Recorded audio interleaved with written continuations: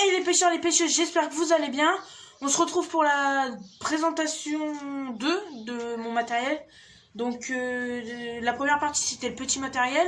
Là on se retrouve pour le gros matériel, donc le rod pod, les cannes, les sacs de conservation, les puisettes, un peu tout, la bassine, tout.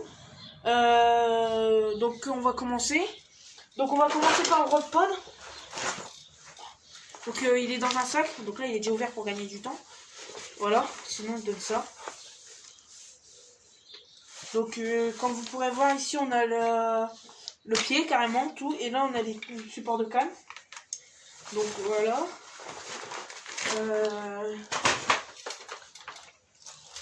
Les détecteurs que vous avez vu dans la première vidéo, je présente mon matériel. Parce que en gros c'est du petit matériel. Donc la première vidéo il n'y avait que le petit matériel. Et là donc c'est le gros matériel. Donc les détecteurs Ron Thompson. Donc voilà. Le matériel, donc ça aussi c'est du petit matériel, mais dedans j'ai tout ce qu'il faut pour monter mon rod pod. Par exemple, déjà j'ai ça qu'il me faut. Puis ma pince tout pour monter. Serrer mes trucs. Donc voilà, ça c'est fait. Les puisettes. Donc c'est une Prologic. Fait 1,8 m de haut. Comme ça va me... Voilà. Donc il y a tout dedans, mais moi ce que je voudrais, là je vais regarder après le confinement, parce que bien sûr on est en confinement. Donc je voudrais acheter, c'est carrément l'étui pour la mettre dedans. Donc comme ça au moins je serai tranquille, vu que je sais où je l'ai acheté. Hop. Ah, je vous ai pas dit, là tout le matériel que je vous présente. Après je montrerai le rod pod, les cannes sur le rod pod, tout. Et après, comme ça je vous mettrai tout. Je vous ferai un plan dessus et je vous expliquerai comment, et vous verrez. Alors déjà là on a un sac de... Ah, comment ça s'appelle? Un sac de pesée Mivardi. Donc celui-ci j'ai gagné. Bah non, je l'ai pas gagné. C'était un enduro, quelqu'un donc que je connais, avec qui je faisais l'enduro. Il en avait déjà un. Du coup il me l'a passé et donc je le remercie. Et du coup voilà. Donc ça c'est un sac de pesée. Ça c'est celui que j'ai gagné. Ça c'est un sac de... Comment ça s'appelle? C'est un sac...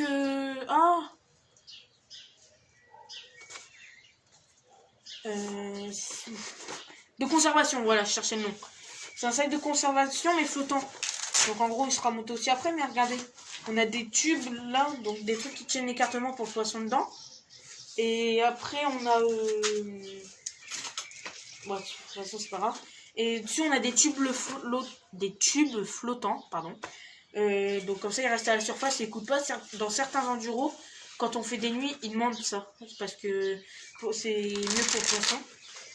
Donc voilà. On va passer aux cannes. Donc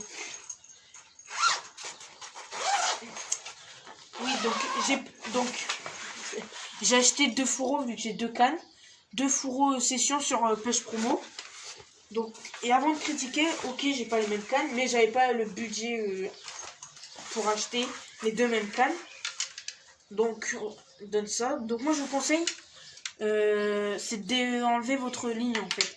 Comme ça, au moins, votre canne, elle est pas pliée, tendue, comme je sais pas quoi dans le fourreau. Donc voilà. Ah ouais. Donc le fourreau, très simple. Reprendre la canne. Moulinet carbonite, Okuma carbonite, CBF 155A si je ne me trompe pas. Donc avec des débrayables. Le frein, là j'ai le débrayable. Donc il sera monté après, je vous pourrai le montrer. Pardon. Voilà. Donc il y a la boîte du moulinet. Oui, du moulinet. Donc j'ai une tête de rechange au cas où elle casse ou quand ils sont vieilles, les têtes au bout d'un moment on sait qu'ils en ont tous un peu marre. Mais le plus souvent ils tiennent bien. Donc ouais, comme je vous ai dit, un Okuma carbonite CBF 155A. Ah oui, donc j'ai acheté la canne, tout avec le fil, le moulinet, le fil complet. C'était un lot. Donc voilà. Alors ma deuxième canne que j'ai acheté en Belgique. Donc c'est pas la même marque que celle d'avant, donc c'est pas une Prologique. Voilà. Là c'est une Spartan. Donc oui, elle vient de Belgique.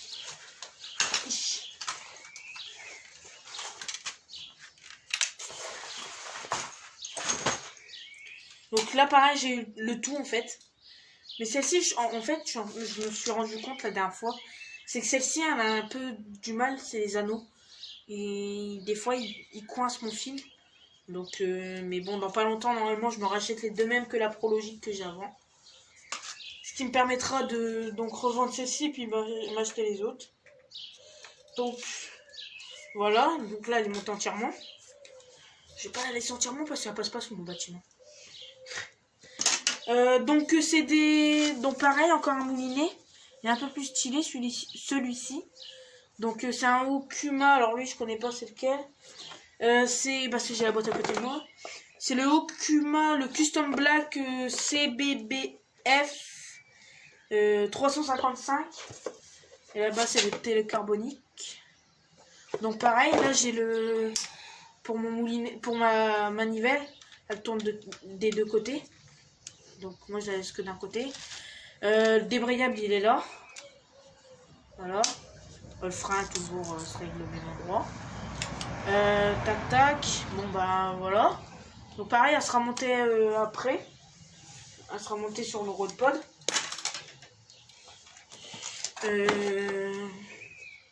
Donc et puis la boîte. Donc en Belgique, si vous voulez savoir où je l'ai eu chez De Conac et une autre tête de changement.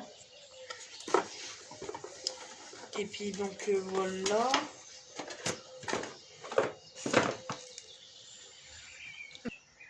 Donc quand je viens d'aller chercher ma bassine qui est juste à côté de moi, je viens de me rendre compte que j'avais oublié ça. C'est ici je le visse sur mon manche d'épuisette et là ici je viens mettre le filet. Donc les épuisettes à carpe sont pas pareilles que celles à cou. En gros, parce que nous, on peut démonter pour attraper la carpe avec que le filet sur le manche. Comme ça nous évite de le casser. Donc voilà. Et là, on a donc, il y en a certains, ils ont des tapis de réception. Mais moi, j'ai une bassine. Donc c'est 100 fois mieux pour soin du poisson. Oh, là, j'essaie de l'ouvrir parce que j'ai du mal avec. Donc, voilà. Alors, la marque, c'est une Carpe Spirit. Donc c'est la classique. Hein. De toute façon, vous la verrez mieux après. Ouais, vous la verrez mieux après quand elle sera montée avec tout le restant du matériel. Je prendrai le téléphone et puis je la prendrai et je vous filmerai. Donc voilà. Ben on se retrouve pour après.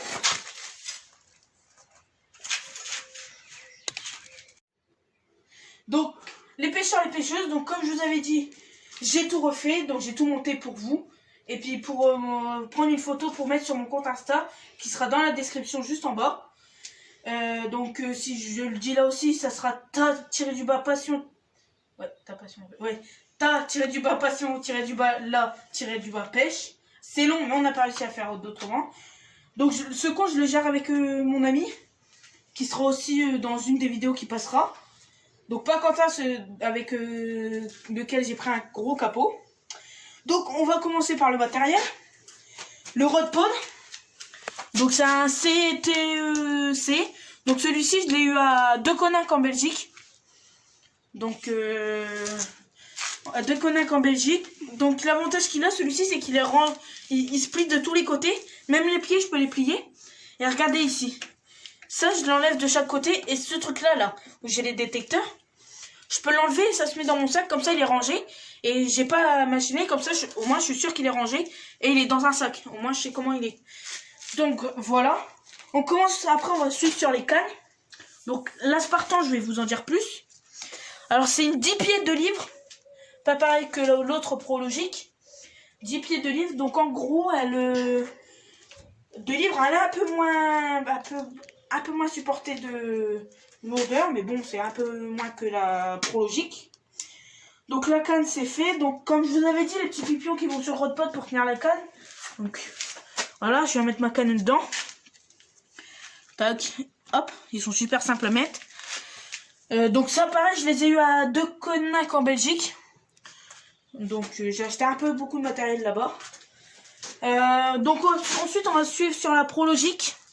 Donc elle c'est une 10 pieds 3 livres. Donc elle supporte un peu plus que la Spartan. Donc voilà. Donc une fois qu'on a passé au cadre, on va passer donc au détecteur, au swinger et à la centrale. Donc les détecteurs, j'en ai deux là.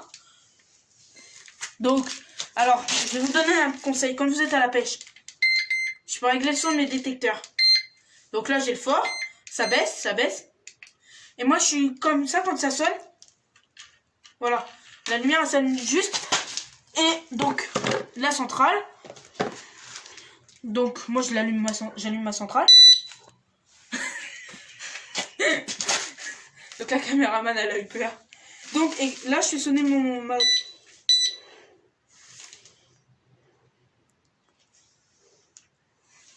attendez, j'ai un problème de détecteur, là. Ce sera un problème que je règle. Comme ça, écoutez, il n'y a que la centrale qui bip. Donc, il n'y a que elle. Et le détecteur, il sonne pas. Comme ça, si j'ai la centrale sur moi, que je suis dans la tente, pour la nuit, ça fait pas fuir le poisson qu'il y a autour, tout ça. Donc, voilà, je les éteins. Donc, voilà. Donc, on passe au deuxième détecteur. Donc, voilà. Je suis toujours en coupé. Donc, voilà. Hop. Donc, je les éteins. Donc j'en ai 4. 4, mais bon, j'ai qu'un rodepod de 3 et j'ai que 2 cannes. J'en ai toujours en secours. Donc voilà. Ça, on va passer au swinger. Donc la centrale, voilà quoi. Je viens d'éteindre. La range, ils ont leur remplacement. Alors les swingers. J'en ai deux différents. Donc j'ai le deuxième, le même, qui est déjà monté sur un détecteur. Et ici, j'en ai un autre. Donc déjà la tête ici, comme vous pourrez le voir, elle est pas pareille. Regardez, c'est une tête plate alors que moi j'ai une tête courbée pour accrocher.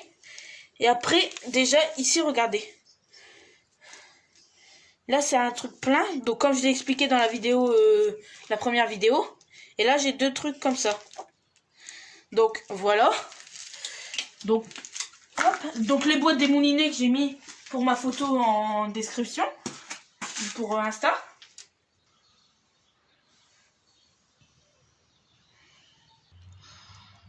Donc là, je vous présente mieux les deux différents parce que vous les avez pas bien vus sûrement, vu que ça fait flou. Donc voilà, comme je vous disais, là c'est deux têtes pleines.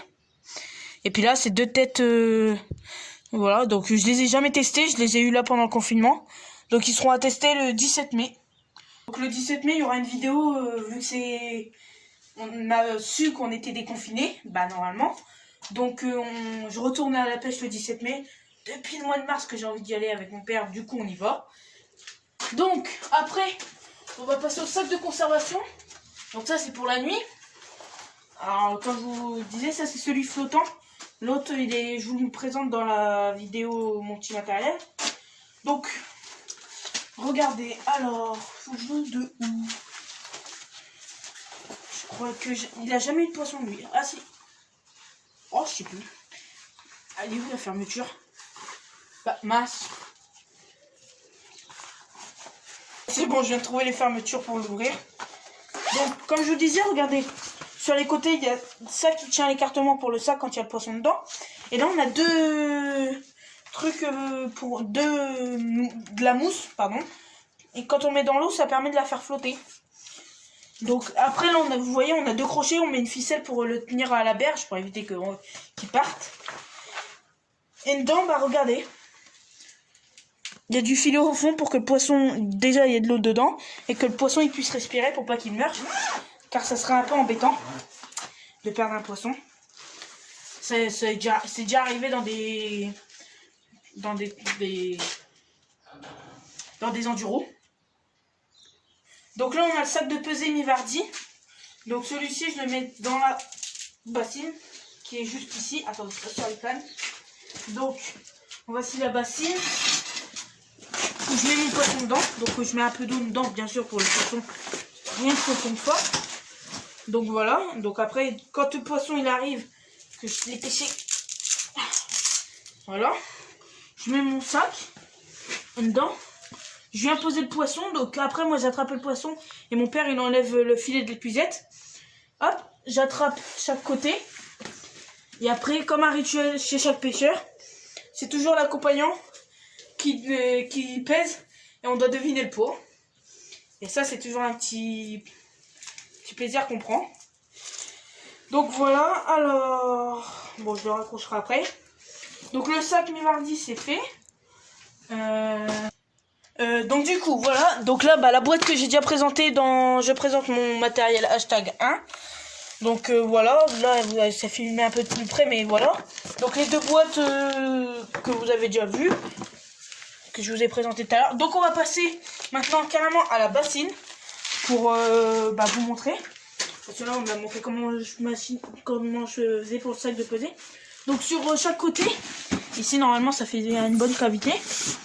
Et donc on remplit d'eau. Et ça permet qu'ici, vous savez, l'eau elle s'en va. Mais elle s'en va pas beaucoup vu que c'est assez rigide. Donc l'eau elle passe un peu. Attends. Donc voilà. C'est une Carpe Spirit. Donc la classique. Bon, Carpe Spirit, on sait qu'ils en ont beaucoup. Voilà, donc le poisson, en cas de double départ, ce qui m'est encore jamais arrivé, mais j'aimerais bien un jour pour voir comment ça fait. Hop, on ferme. Donc c'est bien tendu. Et le poisson, il est dedans, il peut pas se débattre. Et il a de l'air pour respirer avec l'eau qu'il y a dedans. De l'eau assez oxygénée qu'on prend de l'étang, bien sûr. Et puis, je vais vous montrer comment on l'a rangée. Et voilà, elle est rangée. J'ai juste à la replier en deux, clac. Et... Donc, là, voilà, regardez. Je fais juste ça avec ma main, je rapproche. Et après, comme je vous disais tout à l'heure que j'ai galéré à l'ouvrir, parce que j'ai 2 scratchs. Et voilà, elle est rangée. Donc là, bien sûr, je vais la mettre dans du mur pour éviter qu'elle tombe. On va passer à l'épuisette maintenant. Donc, comme vous pourrez le voir, une assez grande épuisette. Oui, je l'ai mis là parce que elle ne passait pas dans le bâtiment. Donc, c'est une Prologique. C'est la marque, ici. Donc, moi, j'ai ma technique pour le poisson quand je le prends. J'espère que ça va tenir. Il tient pas. Bon, c'est pas grave. Je le mets comme ça, je mets mon épuisette dans l'eau. Voilà. Je mets mon épuisette dans l'eau. Et comme ça, ici, regardez. Je passe le filet là. Et comme ça, le poisson, il fait vider le... Il fait mettre le filet. Comme ça, le filet, il se prend pas si on est au bord des berges. Quand il faut aller loin, comme ça, il se prend pas dans l'herbe, il se prend pas dans tout ça. Donc voilà. Et je vais vous montrer comment je la démonte. Vu que maintenant, j'ai fini avec l'épuisette. Donc c'est bien la Prologique. C'est encore écrit sur le manche. Donc c'est assez simple. Ah, d'accord, je me disais pourquoi. Bon, ok, je me disais pourquoi elle est pas bien mise. Parce que j'avais pas bien serré le manche. Mais bon. Donc, regardez. D'avoir. Regardez. Hop, ici, à mes mains. Je tire un côté, ça s'enlève. Hop, je tire de l'autre. Et quand il y a le poisson dedans, on remonte comme ça. Et après, on va venir poser ça dans la bassine. Et après, moi, j'attrape le poisson. Voilà. Donc, ça, c'est le filet. Hop, je le roule comme ça. Je vais juste le poser ici. Là. Hop. Puis après, attends. Voilà. Ici, c'est une tête. Bon, là, elle était pas bien serrée, donc voilà. Mais quand elle est bien serrée, elle est rigide comme ça, puis voilà. Hop. Du coup, pour la démonter, c'est ça.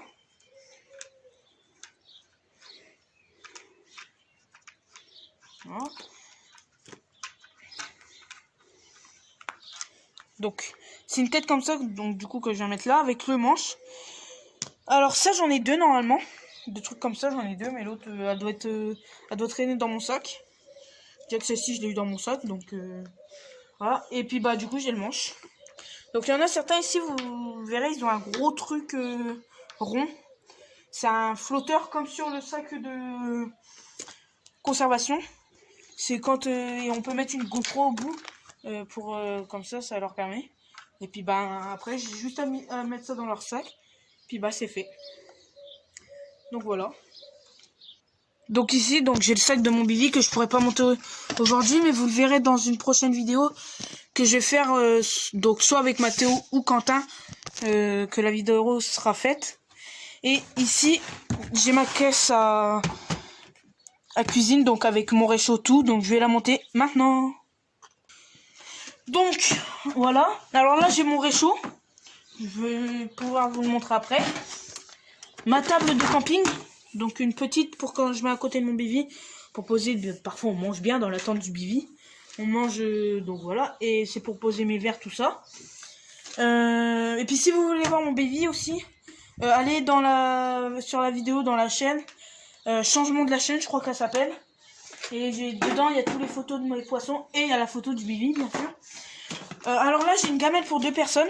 Je vais pas l'ouvrir parce qu'elle est galère à ouvrir. Mais vous la verrez bien parce que je vais m'en servir quand je vais me servir du Bivi. Pardon. Donc là vous pourrez voir il y a la poêle. Ça fait poêle. Casserole, il y a des casseroles, dedans il y a assiette, verre, couvert. Il y a tout. Voilà. Alors, là j'ai une bouteille de gaz de rechange pour mon réchaud. Voilà. Après j'ai quoi? Ici j'ai un... Ça, je sais pas comment ça s'appelle. Ça me dit pas, non. Regardez. Ça fait ça. Pour allumer des feux. Donc je m'en suis jamais servi encore pour ma consommation personnelle, mais voilà. Ça c'est pour aussi quand ça marche pas. J'arrive pas à l'ouvrir. Donc ça c'est un briquet. Donc voilà, c'est pour toc. Il faut le briquet. Alors ici, je vais pas le démonter non plus, j'ai pas trop envie aujourd'hui. Non, ouais non. Je démonte pas, mais c'est quand je mets mon réchaud en fait. Donc au mois de septembre, je devais vous tourner une vidéo sur mon enduro, mais il était pas très extraordinaire. Donc du coup voilà, donc là c'est pour mettre autour du Bivi en fait quand il y a du vent. Et ça protège le feu. Comme ça le feu il est toujours bien alimenté, il n'y a pas le vent qui coupe les flammes. Il est obligé de rallumer tout le temps. C'est important. Donc là, ma mère m'a acheté ça. C'est un set. Donc je sais plus comment il se fait. Voilà. Donc, allez ouvre-toi toi. Là j'ai cuillère couteau pour moi manger. Attendez, je referme le couteau parce que c'est dangereux pour mes mains. Là j'ai quoi? Là je dois avoir un ouvre-bouteille. Ah non, un ouvre-bouteille ou un autre couteau. Voilà, alors donc la cuillère, non je peux pas faire ça. Mais là j'ai une petite cuillère. Donc je sais pas, pour touiller le café ou une connerie comme ça. Mais je bois pas de café moi. Là on a quoi? Ah bah l'ouvre-canette. Et puis bah là on a le fameux tire-bouchon. Donc ceci je l'ai eu chez Lidl. Donc il y avait eu ça chez Lidl. Du coup ma mère m'a acheté ça. Pour moi bah du coup la pêche. Elle m'a fait oui ça pourra servir quand il faut que tu manges tout ça. Au moins t'as tes couverts. Même si dans l'autre truc il y a les couverts déjà. Je le referai après. Donc après j'ai 2 frontales.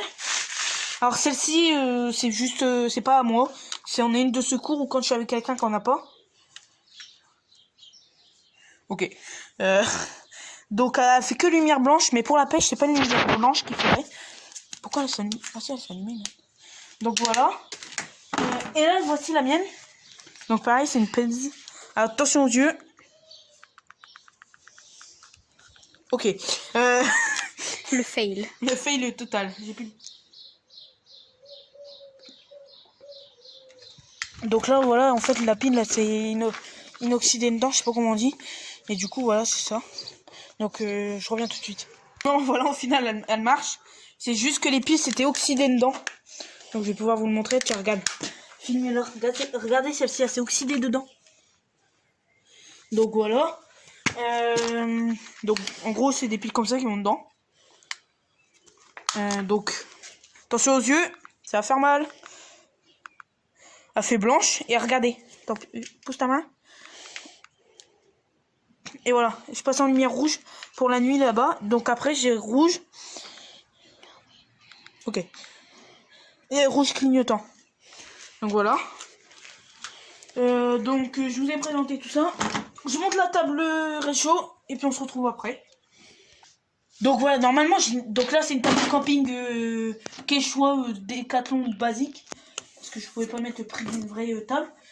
Mais sinon pour mon réchaud, j'ai une plus grande table à hauteur de moi. Parce que sinon, voilà. Donc pareil, c'est de Décathlon. Donc là la bouteille elle vient de là. C'est un camping gaz. Pour l'allumer, donc là je me mets en lock. Et voilà, là il a démarré. Puis après je règle mon feu. Jusqu'à temps que je lâche et je l'éteins. Et là, et pensez surtout, hop, unlock. Comme ça, ça vous évite de user le gaz. Donc voilà. Donc les pêcheurs, les pêcheuses, si vous avez aimé cette vidéo, n'hésitez pas à la liker, la partager, puis à vous abonner. Ça me fera tellement plaisir. Puis on se retrouve pour une prochaine vidéo au bord de l'étang, le 17 mai. Bisous!